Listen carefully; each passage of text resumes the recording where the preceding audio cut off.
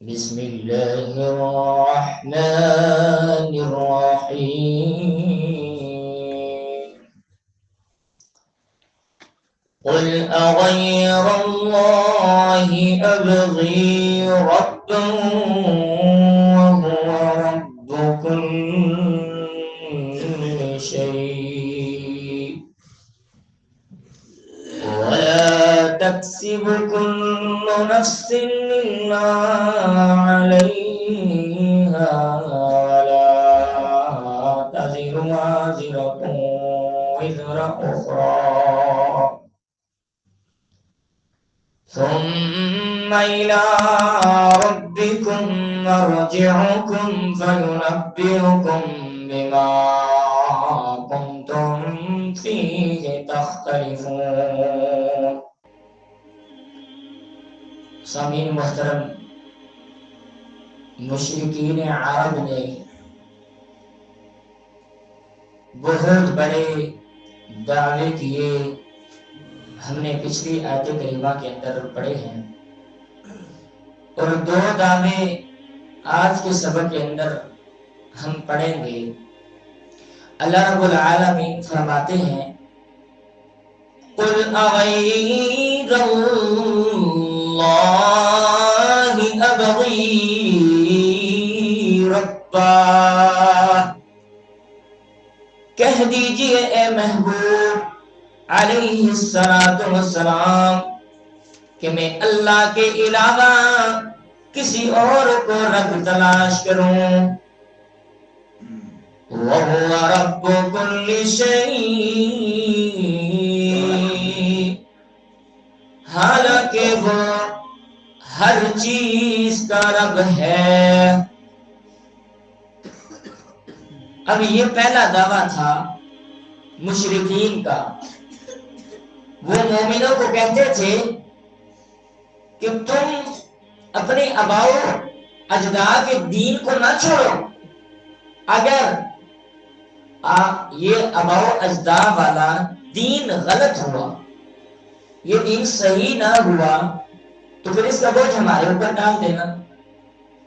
پھر ایسے ہی مشرکین اللہ رب العالمین کو رب مانتے تھے۔ یہ بات بالکل صحیح ہے اور ہر بندہ سمجھتا ہے کہ مشرک رب اللہ تعالیٰ کو ہی مانتا ہے، لیکن ان مشرکینوں نے معبود بنا رکھے تھے، الگ الگ معبود جن کی عبادت کیا کرتے تھے۔ تو اللہ تعالیٰ نے مجموعی بات ذکر کی۔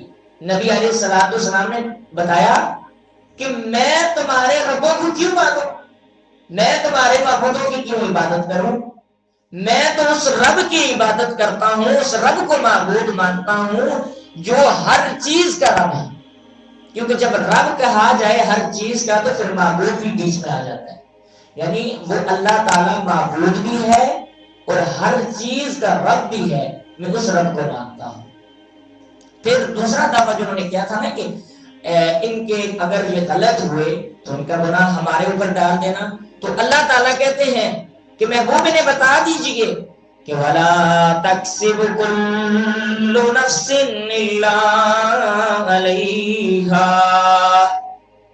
کہ نہیں بھی کوئی نفس کماتی مگر جو کمائے گی، مگر جو عمل کرے گی اسی کے اوپر اس کا وبال بھی ہوگا، اسی کو ان کے اعمال کا جزا بھی دی جائے گی۔ یعنی کوئی بھی جان نیک کام کرے گی تو اللہ رب العالمین اس کو نیک کاموں کا بدلہ دیں گے۔ یہ نہیں ہوگا کہ بیٹا نیک عمل کر رہا ہے، کل قیامت کے دن اللہ رب العالمین بیٹے کا اجر چھین کے باپ کو دے دیں گے۔ اللہ تعالیٰ کہتے ہیں جو نفس جو عمل کرے گی میں اس کو اس کا بدلہ دوں گا، برا کرے گی تو برے کا صلہ دوں گا، اگر اچھا کرے گی تو اچھے کا بدلہ دوں گا۔